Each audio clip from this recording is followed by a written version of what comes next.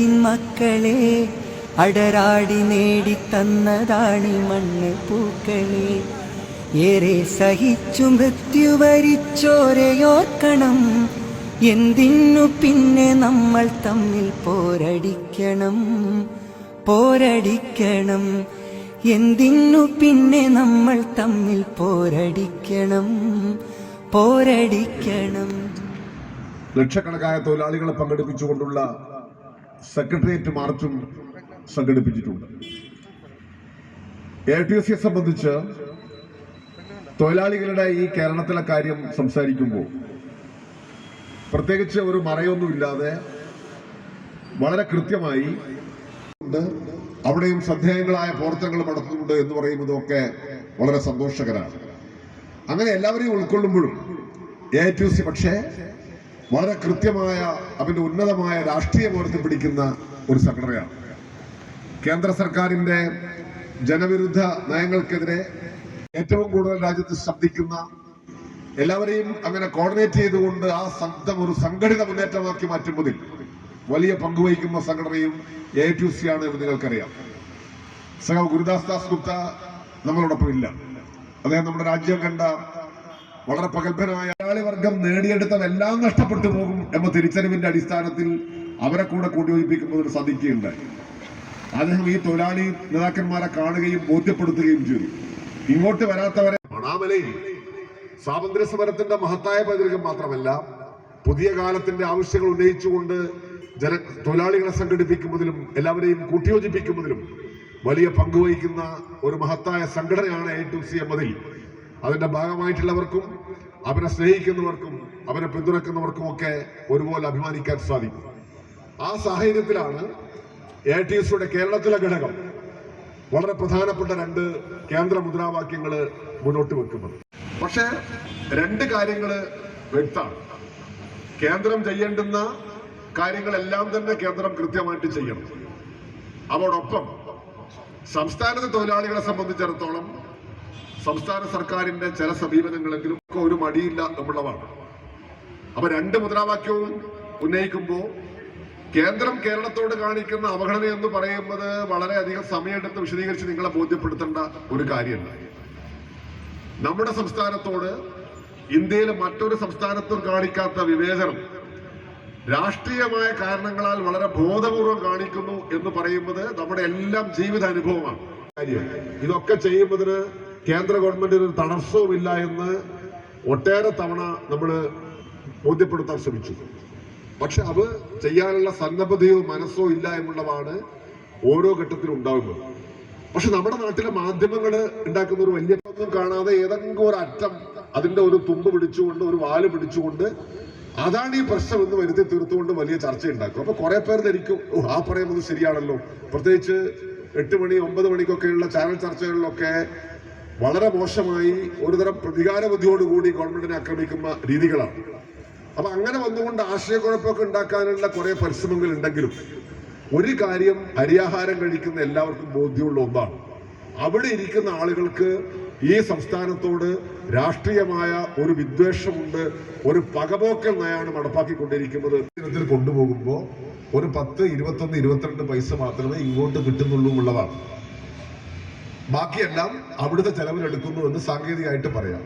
കുറച്ച് കേന്ദ്ര വിഹിതം നമുക്ക് കിട്ടുന്നുണ്ടാവും വേറെ അർത്ഥത്തിൽ. പക്ഷെ നമ്മളെ സംബന്ധിച്ചിടത്തോളം കേന്ദ്ര വിഹിതം ഉദ്ദേശിക്കുന്നത് പട്ടാളത്തെ തെറ്റിപ്പോറ്റാൻ അല്ലെങ്കിൽ മറ്റു രീതിയിലുള്ള കാര്യങ്ങൾക്ക് നമുക്ക് കേന്ദ്രം നടത്തുമ്പോൾ ധാരാളമായ ചെലവുകളുണ്ട്.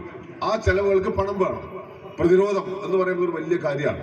അപ്പൊ സ്വാഭാവികമായിട്ടും അതിന് പണം വേണം. അങ്ങനെ കുറെ മേഖലകൾ കേന്ദ്രം മാത്രം കൈകാര്യം ചെയ്യുന്ന കാര്യങ്ങളുണ്ട്. പക്ഷേ 1 രൂപ കൊണ്ടുപോകുമ്പോൾ 20, 21, 22 പൈസ മാത്രം ഇങ്ങോട്ട് തന്നിട്ട് ബാക്കിയെല്ലാം സുഖമായി ഉപയോഗപ്പെടുത്തിക്കൊണ്ട് ഈ സംസ്ഥാനത്തിന്റെ ജനങ്ങളുടെ ന്യായമായ അവകാശങ്ങൾ പോലും നിഷേധിക്കുന്നു എന്ന് പറയുന്നത് മര്യാദകേടും അപമാനവും ക്രൂരതയുമാണ് എന്ന കാര്യത്തിനകത്തൊരു സംശയം. കേരളം ആവശ്യപ്പെടുന്ന ഒരു കാര്യം എന്ന് പറയുന്നത് അത് ഇപ്പൊ നികുതിയുടെ കാര്യം എടുത്തു കഴിഞ്ഞാൽ 41% നികുതി വിഹിതം നമുക്ക് കിട്ടണമെന്നുള്ളതാണ് സാധാരണഗതിയിൽ ഫിനാൻസ് കമ്മീഷനൊക്കെ ഒരു കണക്ക്. പക്ഷെ ഫലത്തിലാവുമ്പോൾ 32 പൈസ പോലും കിട്ടുന്നില്ല എന്നുള്ളത് വേറൊരു ഭാഗം. യാഥാർത്ഥ്യം എന്ന് പറയുന്നത് ഇപ്പോ 16ാം ധനകാര്യ കമ്മീഷന്റെ സമയമാണ്. അവരിപ്പോ കേരളം സന്ദർശിക്കുന്നു. നമ്മുടെ പാർട്ടി എന്നുള്ള നിലയിൽ നമ്മൾ പ്രത്യേകമായി ഒരു നിവേദനം കൊടുത്തു, കേരള ഗവൺമെന്റിന് ഒരു നിവേദനം സമർപ്പിച്ചു, എന്തെല്ലാം കാര്യങ്ങൾ ഉൾപ്പെടുത്തണമെന്ന് പറഞ്ഞുകൊണ്ട്. അത് കൂടാതെ ആ നിലയിലുള്ള കാര്യങ്ങളൊക്കെ ചെയ്യുന്നുണ്ടെങ്കിൽ പോലും കിട്ടുന്നില്ല എന്നുള്ളതാണ്. ഏതാണ്ട് ഒരടിമ ഉടമ മനോഭാവത്തിലാണ് കേന്ദ്ര ഗവൺമെന്റ് പ്രവർത്തിച്ചുകൊണ്ടിരിക്കുന്നത് എന്നുള്ളതാണ് ഒരു വസ്തുത. ഇപ്പൊ നമ്മളെന്ന് പറയുന്നത് കണക്കാക്കുമ്പോൾ 500-ലധികം ജീവാപായം സംഭവിച്ച ഒരു ദുരന്തമായിരുന്നു. വലിയ നഷ്ടമുണ്ടായി. AITUC ആ ദുരന്തബാധിതരെ സഹായിക്കുന്നതിൽ വലിയ പങ്കുവഹിച്ച ഒരു സംഘടനയാണ്. ഞങ്ങൾ AITUC നേതാക്കന്മാരോടൊപ്പം മുണ്ടക്കൈ ചൂരൽമല പ്രദേശങ്ങളിലെ തൊഴിലാളികളുടെ യോഗം പ്രത്യേകം ചേർന്നിരുന്നു. ഇവിടെ ഇരിക്കുന്ന കുറെ നേതാക്കന്മാർ അതിൽ പങ്കെടുത്തവരാണ്. AITUCയുടെ പോണ്ടിച്ചേരിയിലെയും തമിഴ്നാട്ടിലെയും ഉൾപ്പെടെയുള്ള പല പ്രദേശങ്ങളിലെയും നേതാക്കന്മാർ അവിടെ വരികയുണ്ടായി. AITUCയുടെ വലിയ പുനരധിവാസം എന്ന് പറഞ്ഞാൽ ദുരന്തത്തിന് ശേഷമുള്ള ആവശ്യങ്ങളും കാര്യങ്ങളൊക്കെ എടുത്തുകൊണ്ടാണ്. അപ്പൊ അത് വെച്ചപ്പോൾ വലിയ തർക്കവും വിവാദമായിരുന്നു നമ്മുടെ സംസ്ഥാനത്ത്. നിങ്ങൾ ചില റേറ്റ് കൂട്ടിയിട്ടു അങ്ങനെയൊക്കെ പറഞ്ഞുകൊണ്ടാണ്. അത് വാസ്തവത്തിൽ മാധ്യമങ്ങൾക്ക് ഒഴിവാക്കി ഇവിടെ എതിർത്ത കാര്യങ്ങൾ വെച്ചുകൊണ്ടാണ്. പക്ഷെ ഞങ്ങളിപ്പോൾ ഒരു ഐക്യം തകർക്കേണ്ട എന്നുള്ളതുകൊണ്ട് അവനൊരു രാഷ്ട്രീയ പ്രശ്നമാക്കുന്നില്ല എന്ന് മാത്രമേ ഉള്ളൂ. ഇവിടെ 8 മണിക്കും 9 മണിക്കും ഒക്കെ ചാനൽ ചർച്ചയിൽ ഇരുന്നുകൊണ്ട് അവർ കുറെ കാര്യങ്ങൾ പറഞ്ഞല്ലോ. ഈ കേരള ഗവൺമെന്റിന്റെ ഈ കണക്കിനെ സംബന്ധിച്ച് ആ ഗവൺമെന്റ് തയ്യാറാക്കിയ കണക്കാണ് അവരുടെ മുൻകൈയിൽ, അവർ വയനാട് MP ആയതുകൊണ്ട് അവരുടെ മുൻകൈയിൽ മേൽക്കൈയിൽ കൊടുത്തത്. അപ്പൊ അതോടുകൂടി ആ വിവാദം അവസാനിച്ചു. കോൺഗ്രസിന്റെ ഏറ്റവും പ്രമുഖയായിരിക്കുന്ന ഒരു നേതാവും AICC നേതാക്കന്മാരും എല്ലാം പോയി കൊടുത്തത് ഈ ഒരു ഗവൺമെന്റ് കൊടുത്ത കണക്കാണ്. ഓരോ തവണയും ഓരോ മാനദണ്ഡങ്ങൾ മാറ്റിക്കൊണ്ടിരിക്കും.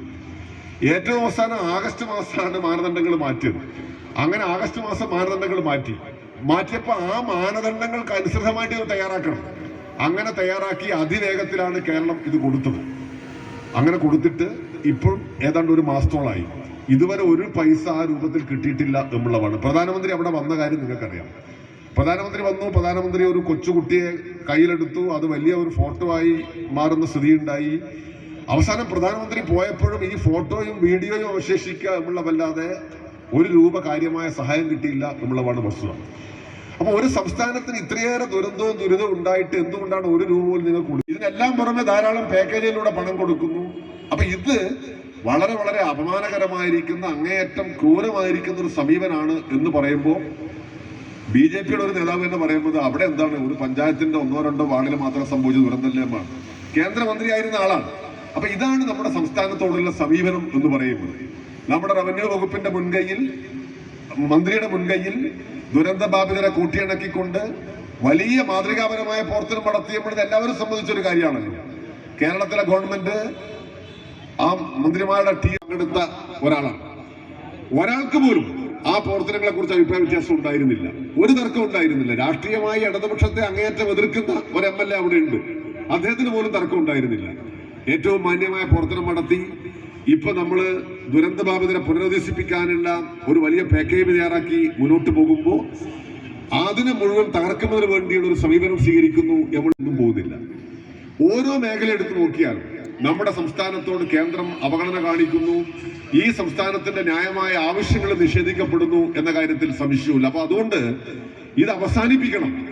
ഇന്ത്യയിലെ ഏറ്റവും പ്രമുഖമായ ഒരു സംസ്ഥാനം എന്നുള്ള നിലയിൽ, ദേശീയ വരുമാനത്തിന് ഗണ്യമായ സംഭാവന ചെയ്യുന്ന ഒരു ജനത എന്നുള്ള നിലയിൽ, ഏറ്റവും കൃത്യമായി എല്ലാ തരത്തിലും ദേശീയത ഉയർത്തിപ്പിടിക്കുന്ന ഒരു ജനവിഭാഗം എന്നുള്ള നിലയിൽ നമ്മള് മാന്യമായി എല്ലാ കാര്യങ്ങളും സഹിച്ച ഒരു പോരാട്ടം കേരളത്തിലെ ജനങ്ങൾ ആകെ നടത്തേണ്ടതാണ്. ജനപ്രതിനിധികൾ എന്നുള്ള നിലയിൽ ഞങ്ങൾ ആ പ്രശ്നങ്ങളിൽ പരമാവധി ഇടപെടാൻ ശ്രമിക്കുന്നവരാണ്. AITUC കേരളത്തിൽ 7 ദിവസം വടക്കൻ മേഖലയിലും 7 ദിവസം തെക്കൻ മേഖലകളിലും ഒക്കെയായി ഈ ജാഥ സംഘടിപ്പിക്കുമ്പോൾ അതിന്റെ ഉദ്ഘാടനം ഉൾപ്പെടെ ഒരു 10-15-16 ദിവസം ഈ ജാഥകള് സാങ്കേതികമായി സഞ്ചരിക്കുമ്പോൾ ലക്ഷക്കണക്കായ തൊഴിലാളികളെ, ജനങ്ങളെ നോക്കിക്കൊണ്ട് ഈ ആവശ്യങ്ങൾ ആവർത്തിച്ച് പറയും. അതോടൊപ്പം വളരെ പ്രധാനപ്പെട്ട ഒരു കാര്യമാണ് ഗവൺമെന്റിന്റെ പ്രവർത്തനങ്ങള് കേരളത്തിൽ കുറെ കൂടി മെച്ചപ്പെടണം എന്ന കാര്യത്തിൽ നമുക്ക് ആർക്കും അഭിപ്രായ വ്യത്യാസമുള്ളവരല്ല. LDFന്റെ ഭാഗമായിരിക്കുമ്പോഴും ആ പ്രവർത്തനങ്ങളിലൊക്കെ സജീവമായി നിൽക്കുമ്പോഴും ആ ആവശ്യം പറയുമ്പോഴും ചില മേഖലകളിലെങ്കിലും ഗവൺമെന്റിന്റെ സമീപനം പുനഃപരിശോധിക്കണം എന്ന കാര്യം പറയുന്നതിന് AITUCക്ക് ഒരു മടിയുമില്ല. എല്ലാ ദിവസവും ഇത് പറഞ്ഞുകൊണ്ടിരിക്കണമെന്ന് ചോദിച്ചാൽ പറഞ്ഞുകൊണ്ടിരിക്കേണ്ടി വരില്ല. ഞങ്ങൾ എല്ലാവരും തന്നെ ഉത്തരവാദപ്പെട്ട ഘടകങ്ങളിൽ പറയേണ്ട സ്ഥലങ്ങളിൽ ഇത്തരം പ്രശ്നങ്ങൾ പറയുന്നില്ല എന്ന് ചോദിച്ചാൽ അത് പറയാതിരിക്കുന്നുമില്ല. പക്ഷെ ചില കാര്യങ്ങൾ കേരളത്തിന്റെ സമൂഹത്തോട് തുറന്നു പറഞ്ഞുകൊണ്ട് അത് കൃത്യമായി തൊഴിലാളികളിൽ എത്തിച്ചാൽ മാത്രമേ മുന്നോട്ട് പോകാൻ സാധിക്കുകയുള്ളൂ എന്ന് പറയുന്ന ഒരു കാര്യമാണ്. കാരണം ഇവിടെ ഇപ്പോൾ ജീവിതം അതിന്റെ അടിസ്ഥാനത്തിൽ കടുപ്പിടിപ്പിക്കുന്ന അതിന്റെ ഭാഗമായിരിക്കുന്ന തൊഴിലാളികൾ നമ്മുടെ നാട്ടിലുണ്ട്. ഇപ്പൊ അസംഘടിത ഈ താൽക്കാലിക ജീവനക്കാർ എന്ന് പറയുന്നത് നമ്മുടെ തൊഴിൽ മേഖലയുടെ വളരെ പ്രധാനപ്പെട്ട ഒരു ഭാഗമാണ്. AITUC സംഘടിത തൊഴിലാളികൾക്ക് വേണ്ടി മാത്രം നിൽക്കുന്ന ഒരു സംഘടനയല്ല. തൊഴിൽ ഫോഴ്സിന്റെ മഹാഭൂരിപക്ഷവും അസംഘടിതരാണ്. അവരെ കൂടെ സംഘടിപ്പിക്കുന്നതിൽ വലിയ പങ്കുള്ള ഒരു സംഘടനയാണ് AITUC. ബന്ധമുള്ള ABക്ക് ഒരു വലിയ പങ്കാളിത്തമുണ്ട്. പക്ഷെ ലക്ഷക്കണക്കായ ഒരു 1.5 ലക്ഷത്തോളം ക്ലറിക്കൽ സ്റ്റാഫിന്റെ ഒഴിവ് തന്നെ അതിനകത്ത് ബാക്കിയാണ്. ഇപ്പോൾ ആ മേഖലയിലെ തൊഴിലാളികൾ ഉയർത്തിപ്പിടിച്ചുകൊണ്ട് അവർ സമരം നടത്തുന്നുണ്ട്. നമ്മുടെ എല്ലാ മേഖലയിലുള്ള തൊഴിലാളികളുടെ പ്രശ്നങ്ങൾ ഉയർത്തിപ്പിടിച്ചുകൊണ്ട് സമരം നടത്തുന്നുണ്ട്. അതേപോലെ പ്രാധാന്യമുള്ള ഒരു പ്രശ്നമാണ് നമ്മുടെ ഏറ്റവും സാധാരണക്കാരായിരിക്കുന്ന വലിയ തോതിൽ സംഘടനയല്ലാത്ത താൽക്കാലികമായൊക്കെ ജോലി ചെയ്യുമ്പോൾ തൊഴിലാളികൾ എന്ന് പറയുന്നത് അവരും മനുഷ്യരാണല്ലോ. ഏർപ്പാടായിട്ടല്ല നമ്മൾ പറയുന്നത്. അതുകൊണ്ട് സപ്ലൈകോ എന്ന് പറയുന്ന സംവിധാനത്തെ കൃത്യമായിട്ട് പുറത്തുണ്ട്. ഇപ്പൊ അതിനകത്ത് വന്ന് അവസാനം ഈ മുതലാളിത്ത ആലോചനയുടെ ഒക്കെ ഭാഗമായിട്ടാണെന്ന് തോന്നുന്നു ഈ ടാർഗറ്റ് ഒക്കെ നിശ്ചയിച്ചിരിക്കുകയാണ്. അപ്പൊ ഈ ടാർഗറ്റ് നിശ്ചയിച്ചുകൊണ്ട് ഇത്തരം കാര്യങ്ങൾ ചെയ്യുക എന്നൊക്കെ പറയുന്നത് ഒരു തൊഴിലാളി ഒരു വർഗ ചിന്താഗതിയുള്ള ഒരു ഗവൺമെന്റിന്റെ ഭൂഷണമാണ് എന്നുള്ളത് വളരെ പ്രധാനപ്പെട്ട പ്രശ്നമാണ്. ഈ പാവം പിടിച്ച തൊഴിലാളി എന്ത് ചെയ്യും? നമ്മുടെ നാട്ടിലാണെങ്കിൽ വലിയ മാളുകൾ വരുന്നു. വൻകിട മാള് വരുമ്പോൾ എന്താന്ന് പറഞ്ഞു കഴിഞ്ഞാൽ നാട്ടിൽ പലപ്പോഴും മാളുകൾ വന്നപ്പോൾ ചെറിയ കച്ചവടക്കാർ പലരും പൂട്ടി. കുറെ കൂടി വലിയ ഭീമാകാരങ്ങളായ മാളുകൾ വന്നപ്പോൾ ചെറിയ മാളുകളെല്ലാം പൂട്ടിക്കൊണ്ടിരിക്കുന്നു എന്നുള്ളതാണ്. അപ്പൊ അതിവേഗത്തിലുള്ള ഒരു മുതലാളിത്തവൽക്കരണം നടന്നുകൊണ്ടിരിക്കുന്നു. ഞാൻ അതിന്റെ സാമ്പത്തിക ശാസ്ത്രത്തിലേക്ക് കാര്യങ്ങളിലേക്ക് ഒന്നും പോകുന്നില്ല. ഇങ്ങനെയെല്ലാം നമ്മുടെ നാട്ടിലെ ഈ സംവിധാനങ്ങളെല്ലാം അടച്ചുപൂട്ടപ്പെടുന്ന സാഹചര്യം ഉണ്ടായി. പലരും റീറ്റെയിൽ രംഗത്ത് വലിയ വെല്ലുവിളിയാണ്. വലിയ അമ്പരതുമ്പികളായ ഈ കെട്ടിടങ്ങൾ കാണുമ്പോൾ പോകാനൊക്കെ ഒരു രസം തോന്നും. സാധനങ്ങളൊക്കെ വാങ്ങുമ്പോൾ കുറച്ചൊരു ആവശ്യമൊക്കെ തോന്നും, ഇഷ്ടംപോലെ ചോയ്സൊക്കെ തോന്നും. പക്ഷെ നമുക്ക് സങ്കല്പിക്കുന്ന സ്ഥിതിയിലേക്കല്ല കാര്യങ്ങൾ പോയിക്കൊണ്ടിരിക്കുന്നത്. നമ്മുടെ നാട്ടിലെ പല സ്ഥാപനങ്ങളുടെയും നടുപിടിക്കുന്ന രീതിയായിട്ട് അത് മാറിക്കൊണ്ടിരിക്കുന്നു. അപ്പൊ അങ്ങനെ ഒരു ഭാഗത്ത് ഇത്തരം ചെയ്യാൻ പറ്റില്ല. അപ്പൊ ഗവൺമെന്റ് എന്ന് പറയുന്നത് അത്തരത്തിലുള്ള രീതികളല്ല അവലംബിക്കേണ്ടത്. ആരായിരുന്നാലും അത് കൃത്യമായി നമ്മുടെ തൊഴിലാളികളുടെ മാന്യമായി. ഇപ്പൊ തൊഴിലാളി സമരങ്ങളുടെ ഒരു വലിയ പ്രത്യേകത എന്താണ്? പുതിയ കാലത്ത് എന്തെങ്കിലും പുതിയ ഒരാവശ്യവും പറയുന്നില്ല. ഒരാവശ്യവും പുതിയത് പറയുന്നില്ല എന്ന് മാത്രമല്ല, വർഷങ്ങളായി കിട്ടിക്കൊണ്ടിരിക്കുന്ന ചില കാര്യങ്ങളെങ്കിലും ഒന്ന് മാന്യമായി നിലനിർത്തി തരുമെന്ന് മാത്രമാണ്. ഒരു ഡിമാൻഡും നമുക്ക് ആർക്കും അറിയിട്ടില്ലല്ലോ. വളരെ തൊഴിൽ മണിക്കൂറുകൾ എന്നൊക്കെ പറയുന്നത് എല്ലാ മേഖലയിലും പലപ്പോഴും ഇല്ലാതായിരിക്കും. IT രംഗത്തൊക്കെ നിങ്ങളുടെ കുടുംബങ്ങളിൽ തന്നെ ചിലപ്പോൾ കണ്ടേക്കാം. 8 മണിക്കൂർ തൊഴിൽ എന്നൊക്കെ പറയുന്നത് മഹത്തായ ഒരു ആശയമായി ഒരു സമരത്തിന്റെ ഉപോൽപ്പന്നമായി ഉയർന്നു വന്നു. പക്ഷേ ഇന്ത്യയുടെ പല ഭാഗങ്ങളിലും ആ തൊഴിൽ നിയമങ്ങൾ അതിന്റെ ഭാഗമായി ഒന്നും നടക്കുന്നേ ഇല്ല. തൊഴിൽ നിയമങ്ങളെ കുറിച്ചും ലേബർ കോഡിനെ കുറിച്ചൊക്കെ ഇവിടെ പറയും. വർഷത്തിന്റെ മേഖലയായി നമ്മുടെ തൊഴിൽ മേഖല മാറുകയും ചെയ്ത പുതിയ സാഹചര്യം എല്ലാ ഭാഗത്തും നിൽക്കുന്നു. അപ്പൊ നമ്മുടെ കേരളത്തിലെ തൊഴിലാളികളുടെ കാര്യം പറയുമ്പോൾ ഈ സാധുക്കളായ ഈ മനുഷ്യര് വളരെ ചെറിയ ചില കാര്യങ്ങളാണ് ആവശ്യപ്പെടുന്നത്. മുഖങ്ങളിൽ അവനെ മുന്നോട്ട് കൊണ്ടുപോകുന്നതിൽ ഏറ്റവും വലിയ പങ്ക് വഹിക്കുന്നതും നമ്മുടെ തൊഴിലാളികളായിരിക്കുന്ന സുഹൃത്തുക്കൾ തന്നെയാണ് മറ്റു വിഭാഗങ്ങൾക്കൊപ്പം. അപ്പൊ അതുകൊണ്ട് ഇടതുപക്ഷത്തോടുള്ള തൊഴിലാളികളുടെ ആഭിമുഖ്യത്തിനെ കുറിച്ച് കൂറിനെ കുറിച്ച് ഒന്നും 2 വട്ടം ആളുകളുടെ പ്രശ്നമേ ഇല്ല. നമ്മുടെ പ്രസ്ഥാനങ്ങളെല്ലാം ബാക്ക് ബോൺ എന്ന് പറയാവുന്ന നട്ടെല്ലെന്ന് പറയാവുന്നത് ഈ നാട്ടിലെ സാധാരണക്കാരനാണ്. അത് വലിയ വലിയ കാര്യങ്ങളൊക്കെ സംസാരിക്കുന്നു. ഇവിടെ കുറെ കാര്യങ്ങൾ നടക്കാൻ പോകുന്നു എന്നൊക്കെ പറയുന്നു. അതൊന്നും ഒരു തർക്കമുള്ള കാര്യങ്ങളിലൊക്കെ വരട്ടെ. പക്ഷേ അടിസ്ഥാന ജനവിഭാഗങ്ങളെ മറന്നുകൊണ്ടുള്ള ഒരു സമീപനം എന്ന് പറയുന്നത് ഒരിക്കലും ഗുണകരമായിരിക്കില്ല. മറക്കുന്നതാണോ മറന്നു പോകുന്നതാണോ എന്നുള്ളത് വേറൊരു പ്രശ്നം. പക്ഷെ അത് പാടില്ല എന്നുള്ളതാണ് ഏറ്റവും ഗൗരവപ്പെട്ട കാര്യം. അത് സ്വാഭാവികമായിട്ടും ജനങ്ങള് എന്ന് പറയുന്നതാണ് അത് അനുസരിച്ച് ചിന്തിക്കുന്നവരാണ്. അവരെ നമുക്ക് പിണക്കിക്കൊണ്ട് മുന്നോട്ട് പോകാൻ സാധിക്കില്ല. അതുകൊണ്ട് AITUC കേരളത്തിലെ ഗവൺമെന്റിന് ഏറ്റവും നന്നായി അവരെ നിലനിർത്തുന്നതിൽ, അവന് രാഷ്ട്രീയമായ പിന്തുണ പ്രഖ്യാപിക്കുന്നതിൽ, കേന്ദ്രം വർഗീയ ശക്തികൾ ഇതിനെ കടന്നാക്രമിക്കുമ്പോൾ മുന്നോട്ട് പോകുന്നത് ലക്ഷക്കണക്കായ തൊഴിലാളികളെ അണിനിരത്തിക്കൊണ്ട് ഈ മാസം ജനുവരി മാസം 17-ാം തീയതി AITUC സംസ്ഥാന സെക്രട്ടേറിയറ്റിലേക്ക് ഈ മേഖലയിലും മറ്റു ജാഥയും കൂടെ കൂടുമ്പോൾ സാങ്കേതികമായി 16 ദിവസം എന്ന് പറയാൻ പറ്റും. ആ സമയം കൊണ്ട് 2 ജാഥകൾ കൂടി നൂറുകണക്കായ മനുഷ്യരെ തൊഴിലാളികളെ പ്രധാനമായും അഭിമുഖീകരിക്കും. അവരുടെ പ്രശ്നങ്ങൾ കേൾക്കും. അവരുടെ കാര്യങ്ങൾക്ക് വേണ്ടി നിലകൊള്ളും. അത് കേരളത്തിൽ വലിയൊരു മുന്നേറ്റമായി മാറുമെന്ന് നമുക്ക് ഉറപ്പിക്കാൻ സാധിക്കും. ആ മുന്നേറ്റമായി മാറുന്നതിന് ഈ ജാഥയ്ക്ക് സാധിക്കട്ടെ എന്ന് ഞാൻ ആശംസിക്കുന്നു. കേരളത്തിലെ AITUCയുടെ പ്രക്ഷോഭ ചരിത്രത്തിൽ വലിയ സ്ഥാനം പിടിക്കുന്ന ഒന്നായി സഖാവ് ആഞ്ചലോസും സഖാവ് KP രാജേന്ദ്രനും നയിക്കുന്ന ഈ 2 ജാഥകൾ മാറും. ആ ജാഥകളെ സഹായിക്കുക എന്ന് പറയുന്നത് AITUC ആ പറയുന്ന ആവശ്യങ്ങളോട് അവനോട് കൃത്യമായി അതിനോട് പ്രതികരിക്കുക എന്ന് പറയുന്നത് ഈ നാടിന്റെ ആകെ ഉത്തരവാദിത്വമാണ്. ആ കടമ നമുക്ക് നിർവഹിക്കാൻ സാധിക്കണം. ഈ തൊഴിലാളികളെ സഹായിക്കണം. ഇത് ലക്ഷക്കണക്കായ രൂപ ശമ്പളം വാങ്ങിക്കുന്നവരുടെ ഒന്നുമല്ല, വളരെ സാധാരണക്കാരായിരിക്കുന്ന മനുഷ്യരുടെ ഒരു മുന്നേറ്റമാണ്. അവര് എല്ലാ കാലവും ഇടതുപക്ഷത്തിന്റെ കരുത്തായി കേരളത്തിൽ നിന്നവരാണ്. ആ ബോധം കൂടെ നമുക്കുണ്ടാവണം എന്ന് അഭ്യർത്ഥിച്ചുകൊണ്ട് ഈ ജാഥകളും AITUCയുടെ പ്രക്ഷോഭവും വലിയ വിജയമാവട്ടെ എന്ന് ആശംസിച്ചു ഞാൻ എൻ്റെ ഈ ജാഥയുടെ ഉദ്ഘാടന പ്രഭാഷണം അവസാനിപ്പിക്കുന്നു. ജാഥ ഉദ്ഘാടനം ചെയ്തതായി ഒരിക്കൽ കൂടെ അറിയിക്കുന്നു. അഭിവാദ്യങ്ങൾ. കമ്മ്യൂണിസ്റ്റ് പാർട്ടിയുടെ സംസ്ഥാന അസിസ്റ്റന്റ് സെക്രട്ടറിയും MLA-യുമായ സഖാവ് ചന്ദ്രേട്ടൻ സംസാരിക്കും. സഖാവിനെ ക്ഷണിക്കും. കെട്ടുപിടിക്കുന്ന നടപടിയാണ് കേന്ദ്ര ഗവൺമെൻറ് ഭരണാധികാരികൾ ചെയ്യുന്നത്. കമ്മ്യൂണിസ്റ്റ് പാർട്ടി ദേശീയ കൗൺസിലിൻ്റെ ഒരാഹ്വാനമനുസരിച്ച് ഇന്ന് രാജ്യവ്യാപകമായി നടക്കുന്ന മറ്റൊരു വലിയ പ്രക്ഷോഭമുണ്ട്. ചങ്ങാത്ത മുതലാളിത്തവുമായി ബന്ധപ്പെട്ട് നമ്മുടെ രാജ്യത്തെ വൻകിടക്കാരായ സമ്പന്നർ, ഏറ്റവും വലിയ വ്യവസായികൾ, ഏറ്റവും വലിയ കുത്തകകൾ, അവരുമായി ബന്ധപ്പെടുത്തിക്കൊണ്ട് അവരുമായുള്ള താല്പര്യത്തിൻ്റെ അടിസ്ഥാനത്തിൽ, അവരുമായി ഉണ്ടാക്കുന്ന ധാരണകളുടെ അടിസ്ഥാനത്തിൽ ഈ രാജ്യത്തിൻ്റെ പൊതുവായ ഒരുപാട് കാര്യങ്ങൾ എന്ന് പറഞ്ഞാൽ രാജ്യത്തിൻ്റെ സമ്പത്ത് ചോർത്തിക്കൊടുക്കുന്ന നടപടി, രാജ്യത്തിൻ്റെ സമ്പത്ത് അത്തരം കൈകളിലേക്ക്, കുത്തക കമ്പനികളുടെ കൈകളിലേക്ക് എത്തിക്കുന്നതിന് വേണ്ടി അതിനാവശ്യമായ വിധത്തിൽ വ്യാപകമായി, രാജ്യവ്യാപകമായി പ്രതിഷേധം പ്രകടിപ്പിച്ചുകൊണ്ട് പ്രകടനങ്ങൾ നടത്തണമെന്നൊക്കെ പാർട്ടി തീരുമാനിച്ചിരിക്കുകയാണ്. ഇന്ന് പലയിടങ്ങളിലും നടക്കുന്നത്. അതേ ദിവസം തന്നെയാണ് ഇപ്പോൾ AITUC 2 ജാഥകൾ പുറപ്പെടുന്നത്. പോകാൻ ജോലി ചെയ്യാൻ കാണിക്കുന്നു. വിവിധ മേഖലകളിലെ വിവിധ രംഗങ്ങളിൽ തൊഴിലെടുക്കുന്ന ആളുകളുടെ വിഷയങ്ങളെല്ലാം ഇതുമായി ബന്ധപ്പെട്ടിട്ടുണ്ട്. ഞാൻ കൂടുതൽ കാര്യങ്ങൾ പറയുന്നില്ല. ഇതിൻ്റെ നേതാക്കൾ അതിൻ്റെയൊക്കെ പാരമ്പര്യമാണ്. എന്നാൽ ഇപ്പോൾ കോവിഡിൻ്റെ നാളുകളിൽ ആ സമരം ആരംഭിച്ചപ്പോൾ നമ്മൾ ശ്രദ്ധിച്ചല്ലോ, അവർ പറഞ്ഞത് ഇതുപോലുള്ള വലിയ മൈതാനത്ത് ആയിരക്കണക്കിന് കർഷകർ തമ്പടിച്ചിരിക്കുന്ന ആ വേദിയിൽ അവർ പറഞ്ഞത് രാഷ്ട്രീയ നേതാക്കൾക്ക് പ്രവേശനമില്ല, മറ്റാരുമായി ഞങ്ങൾക്ക് ബന്ധമില്ല, ഞങ്ങളുടെ വിഷയങ്ങൾ ഞങ്ങൾ തനതായി കൈകാര്യം ചെയ്യും. അങ്ങനെയാണ് അത് ആരംഭിച്ചത്. ഈ കഴിഞ്ഞ 26-ാം തീയതി നിങ്ങൾ ശ്രദ്ധിച്ചല്ലോ, ഇന്ത്യയിൽ ആ കർഷക പ്രസ്ഥാനങ്ങളും തൊഴിലാളി പ്രസ്ഥാനങ്ങളും യോജിച്ചുകൊണ്ടുള്ള വലിയൊരു ക്യാമ്പയിൻ നടത്തി.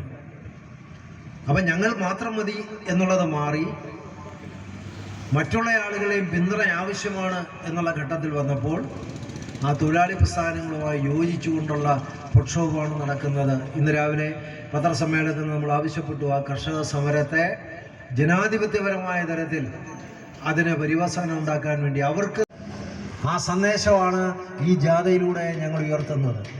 നമ്മുടെ രാജ്യത്ത് 1940-കൾ മുതൽ ഇന്ത്യൻ ലേബർ കോൺഫറൻസ് എന്ന് പറയുന്ന സംവിധാനം ഉണ്ടായിരുന്നു. ഡോക്ടർ BR അംബേദ്കറെ പോലുള്ള ആളുകൾ ആ കോൺഫറൻസിനെ ലീഡ് ചെയ്തതാണ്. അതെന്ന് പറയുന്നത് കേവലം ലേബർ എന്ന് പറഞ്ഞാൽ തൊഴിലാളി മാത്രമല്ല അതിനകത്ത് പങ്കെടുക്കുന്നത്, തൊഴിലുടമകളും ഗവൺമെൻറ് പ്രതിനിധികളും ഉണ്ടാകും. എല്ലാവരും ചേർന്ന് എടുക്കുന്ന ഒരു തീരുമാനം, തൊഴിലാളികൾ ഒരു നിർദ്ദേശം വെക്കുന്നു, ഉടമകൾ പറയുന്നു ഞങ്ങൾക്ക് അത് പറ്റില്ല, ഗവൺമെൻറ് പറയുന്നു ഞങ്ങൾക്ക് അതിനോട് യോജിപ്പിച്ചില്ല. അത്തരം അജണ്ടകളൊക്കെ മാറ്റിവെക്കും. യോജിക്കാവുന്ന പൊതുവായ തീരുമാനങ്ങളിലാണ് ആ കോൺഫറൻസ് എത്തിച്ചേരുന്നത്. പ്രധാനമന്ത്രിമാരാണ് അത് ഉദ്ഘാടനം ചെയ്യുന്നത്. നരേന്ദ്രമോദിയെ പ്രധാനമന്ത്രിയായതിനു ശേഷം അത്തരം ഒരു കോൺഫറൻസ് ഇല്ല എന്ന് പറഞ്ഞാൽ അദ്ദേഹം പങ്കെടുക്കുന്നില്ല എന്ന് മാത്രമല്ല, ഇന്ത്യൻ ലേബർ കോൺഫറൻസ് എന്ന് പറയുന്ന സംവിധാനം നിർത്തലാക്കി. ILO എന്ന് പറയുന്ന ലോകത്താകെ പ്രവർത്തിക്കുന്ന, ലോകത്തിലെ തൊഴിലാളികളുടെ ക്ഷേമത്തെ മുൻനിർത്തി പ്രവർത്തിക്കുന്ന ആ സംവിധാനത്തിൻ്റെ ഒരു ഭാഗമായിട്ടാണ് നമ്മുടെ നാട്ടിൽ ഇതെവിടെയാണ് ചർച്ച ചെയ്യപ്പെടുന്നത്. ഞാൻ നേരത്തെ പറഞ്ഞാൽ നിങ്ങൾ ഇന്ത്യ രാജ്യത്തേക്ക് കടന്നു വരണമെങ്കിൽ, ഇന്ത്യയിലെ മുതലാളിമാർ നിക്ഷേപത്തിന് തയ്യാറാകണമെങ്കിൽ നിലവിലിരിക്കുന്ന തൊഴിൽ നിയമങ്ങളിൽ മാറ്റം ഉണ്ടാകണം. ആ തൊഴിൽ നിയമങ്ങളെന്ന് പറയുന്നത് 1947 മുമ്പുള്ളതാണ്. AITUCയുടെ ജന്മം എന്ന് പറയുന്നത് 1920-കളാണ്.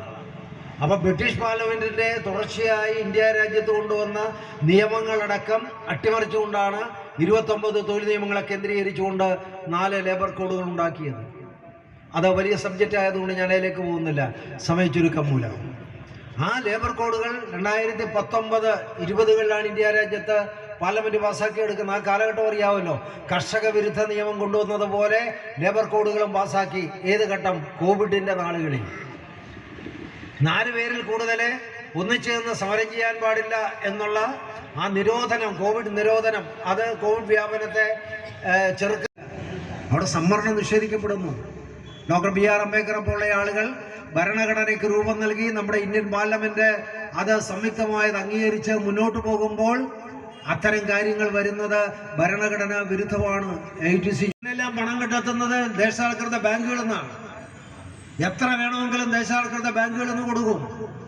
ആ ദേശാൽകൃത ബാങ്കിലെ പണം ഉപയോഗിച്ചിട്ടാണ് രാജ്യത്തിനകത്തും പുറത്തും ഈ കാര്യങ്ങൾ നടത്തിക്കൊണ്ടിരിക്കുന്നത്. അത് തകർന്നു എന്ന് പറഞ്ഞാൽ അദ്ദേഹത്തിന് യാതൊരു നഷ്ടവും ഉണ്ടാകില്ല. നഷ്ടം ഉണ്ടാകുന്നത് പൊതുമേഖലാ ബാങ്കുകൾക്കാണ്. പൊതുമേഖലാ ബാങ്കുകൾക്ക് നഷ്ടം ഉണ്ടാകുക എന്ന് പറഞ്ഞാൽ നമ്മൾ ഓരോരുത്തരും ചെറിയ തുകയാണ്. നമ്മുടെ സംസ്ഥാനം നേരിടുന്ന ഗുരുതരമായ സാമ്പത്തിക പ്രതിസന്ധികൾ. കേരളം ചില മേഖലകളിൽ നേട്ടങ്ങൾ നേടിയെടുത്തിട്ടുണ്ട്. വിദ്യാഭ്യാസ കാര്യത്തിൽ നമ്മൾ 1-ാം സ്ഥാനത്താണ്. ആരോഗ്യ മേഖലയിൽ 1-ാം സ്ഥാനത്താണ്. മറ്റു പല മേഖലകളിലും അത്തരത്തിൽ 1-ാം സ്ഥാനം നേടിയെടുത്ത ഒരു സംസ്ഥാനത്തെ ശിക്ഷിക്കുകയാണ് കേന്ദ്ര ഗവൺമെന്റ്. വിദ്യാഭ്യാസത്തിന്റെ വിഹിതം വരുമ്പോൾ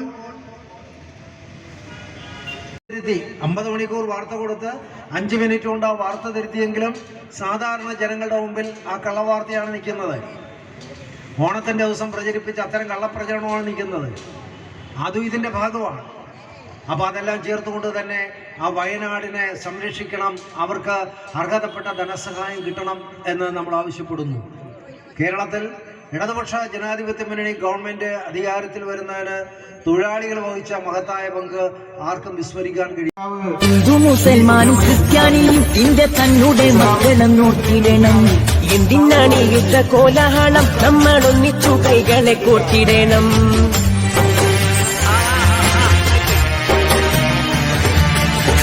മുസൽമാനും ക്രിസ്ത്യാനിയും ഇന്ത്യ തന്നെ മക്കളെ നോക്കിയിടണം. എന്തിനാണ് യുദ്ധ കോലാഹലം? നമ്മൾ ഒന്നിച്ചു കൈകളെ കോർത്തിടണം.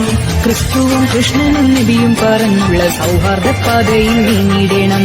ക്രിസ്തുവും കൃഷ്ണനും നബിയും പറഞ്ഞുള്ള സൗഹാർദ്ദ പാതയിൽ നീങ്ങിടണം. അകവിടിയണം, കനലൊടുങ്ങണം, ഇനി സ്നേഹം നിറയണം.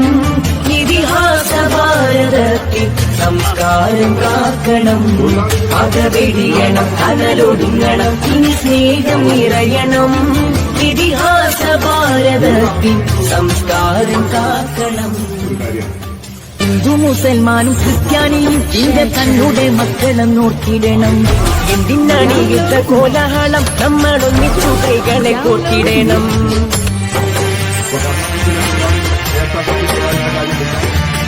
ഹിന്ദു മുസൽമാനും ക്രിസ്ത്യാനിയും ഇന്ത്യ തന്നെ മക്കളെ നോക്കിയിടണം. എന്തിനാണ് യുദ്ധ കോലാഹലം? നമ്മൾ ഒന്നിച്ചു കൈകളെ കോർത്തിടണം. ക്രിസ്തുവും കൃഷ്ണനും നബിയും പറഞ്ഞുള്ള സൗഹാർദ്ദ പാതയിൽ നീങ്ങിടണം. ക്രിസ്തുവും കൃഷ്ണനും നബിയും പറഞ്ഞുള്ള സൗഹാർദ്ദ പാതയിൽ നീങ്ങിടണം. അകവിടിയണം, കനലൊടുങ്ങണം, ഇനി സ്നേഹം നിറയണം. ഇതിഹാസ ഭാരതത്തിൽ സംസ്കാരം കാക്കണം. അകവിടിയണം, കനലൊടുങ്ങണം, ഇനി സ്നേഹം നിറയണം. ഇതിഹാസ ഭാരതത്തിൽ സംസ്കാരം കാക്കണം. ഹിന്ദു മുസൽമാനും ക്രിസ്ത്യാനിയും ഇന്ത്യ തന്നെ മക്കളും നോക്കിയിടണം. എന്തിനാണ് യുദ്ധ കോലാഹലം? നമ്മൾ ഒന്നിച്ചു കൈകളെ കോർത്തിടണം.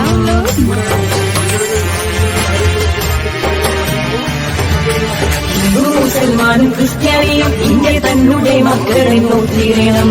എന്തിനാണ് യുദ്ധ കോലാഹലം? നമ്മൾ ഒന്നിച്ചു കൈകളെ കോർത്തിടണം. ക്രിസ്തുവും കൃഷ്ണനും നബിയും പറഞ്ഞുള്ള സൗഹാർദ്ദ പാതയിൽ നീങ്ങിടണം. ക്രിസ്തുവും കൃഷ്ണനും നബിയും പറഞ്ഞുള്ള സൗഹാർദ്ദ പാതയിൽ നീങ്ങിടണം. അകവിടിയണം, കനലൊടുങ്ങണം, ഇനി സ്നേഹം നിറയണം.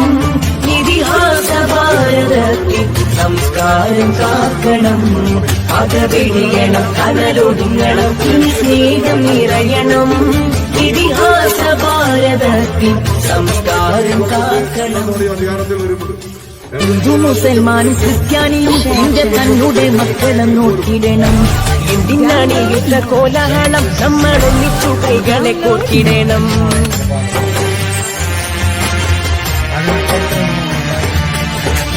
മുസൽമാനും ക്രിസ്ത്യാനിയും ഇന്ത്യ തന്നെ മക്കളെ നോക്കിയിടണം.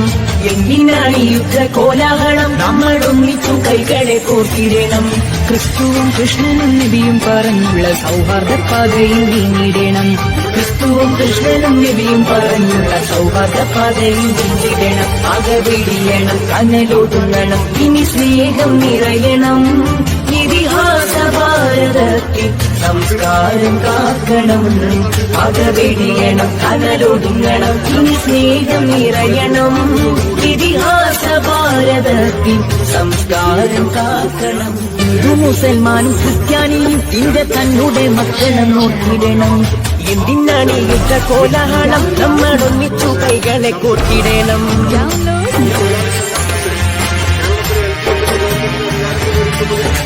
മുസൽമാനും ക്രിസ്ത്യാനിയും ഇന്ത്യ തന്നെ മക്കളെ നോക്കിയിടണം. എന്തിനാണ് യുദ്ധ കോലാഹലം? നമ്മൾ ഒന്നിച്ചു കൈകളെ കോർത്തിടണം. ക്രിസ്തുവും കൃഷ്ണനും നബിയും പറഞ്ഞുള്ള സൗഹാർദ്ദ പാതയിൽ നീങ്ങിടണം. ക്രിസ്തുവും കൃഷ്ണനും നബിയും പറഞ്ഞുള്ള സൗഹാർദ്ദ പാതയിൽ നീങ്ങിടണം. അകവെടിയണം, കനലൊതുങ്ങണം, ഇനി സ്നേഹം നിറയണം. ഇതിഹാസ ഭാരതത്തിൽ സംസ്കാരം കാക്കണം. അകവെടിയണം, കനലൊതുങ്ങണം, ഇനി സ്നേഹം നിറയണം. ഇതിഹാസ ഭാരതത്തിൽ സംസ്കാരം കാക്കണം.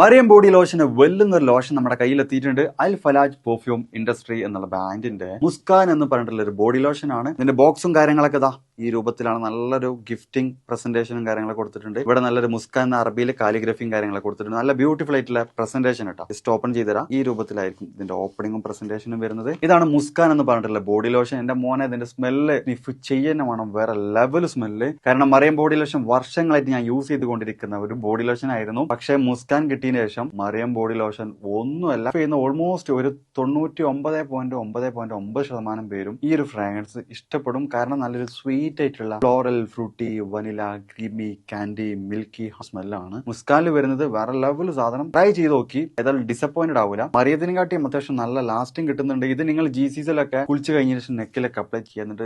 ക്ലോത്തും കാര്യങ്ങളൊക്കെ ഇട്ട് നിങ്ങൾ ഓഫീസിലൊക്കെ പോയി തിരിച്ചു വന്ന് നിങ്ങൾ ക്ലോത്ത് ചേഞ്ച് ചെയ്യുന്ന സമയത്തും ഈ ഒരു സ്മെല്ല് GCCയിൽ ഫീഡ്ബാക്ക് കിട്ടിയിട്ടുണ്ടെന്ന് അവർ പറഞ്ഞിട്ടുണ്ട്. പിന്നെ അവർ മെയിനായിട്ട് ചെയ്യുന്നത് ഹോൾസെയിലാണ്. ആർക്കെങ്കിലും ബൾക്കായിട്ട് ഹോൾസെയിൽ വേണമെന്നുണ്ടെങ്കിൽ താഴെ കൊടുത്ത് നമ്മളെ കോൺടാക്ട് ചെയ്തോളി. അവർ കാര്യങ്ങളൊക്കെ അറേഞ്ച് ചെയ്യും. ഇനി നാട്ടിലോട്ട് ആർക്കെങ്കിലും ഹോൾസെയിലായിട്ട് വേണമെന്നുണ്ടെങ്കിൽ അതിനെ അവരെ കോൺടാക്ട് ചെയ്തോളി. പിന്നെ പെർഫ്യൂമൊക്കെ ആർക്കെങ്കിലും മാനുഫാക്ചർ ചെയ്യണമെന്നുണ്ടെങ്കിൽ അതുപോലെ പ്രൈവറ്റ് ലാബിലും കാര്യങ്ങളൊക്കെ ചെയ്യണമെന്നുണ്ടെങ്കിൽ ഇവരെ കോൺടാക്ട് ചെയ്യുക. ഏതായാലും താഴെ ഡിസ്ക്രിപ്ഷനിൽ അവരുടെ കംപ്ലീറ്റ് ഡീറ്റെയിൽസ് ഞാൻ കൊടുക്കുന്നുണ്ട്. ഈ സാധനം നിങ്ങൾ ഓർഡർ ചെയ്തോളി. ഓൾ ഓവർ UAE അവരുടെ ഡെലിവറിയും കാര്യങ്ങളൊക്കെ ചെയ്തിടും.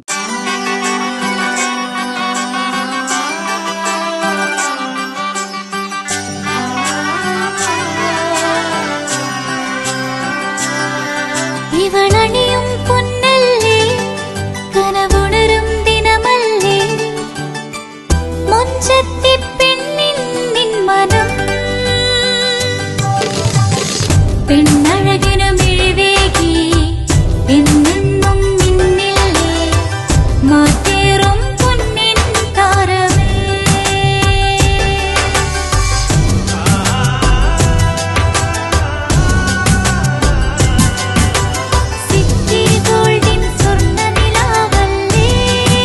City Gold and Diamonds, Kerala and Karnataka, the glow of purity.